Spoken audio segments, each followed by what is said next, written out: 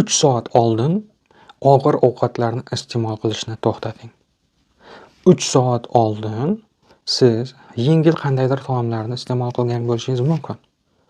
3 soatni ichida ham yengil qandaydir ovqatlarni yeyishingiz mumkin. Sho'rvalarni iste'mol qilishingiz mumkin. Ammo qovurdoqlari, gamburger, go'shtli yoki manti-pantilari, somsa, shashlik gamburgerlari urib yubormang. Ya'ni dinqildatib yeb yubormang.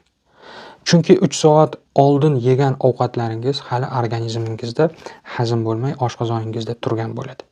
Bu esa JKT a'zolaringiz bilan miyangizni faoliyatini buzib qo'yadi. 3 soat oldin siz qandaydir kofe yoki shunga o'xshash kofein saqlovchi ichimliklarni ham ichmagan bo'lishingiz shart.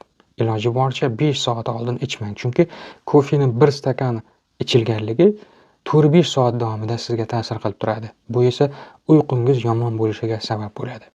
Juda ko'p bepul imkoniyatlar yaratilgan.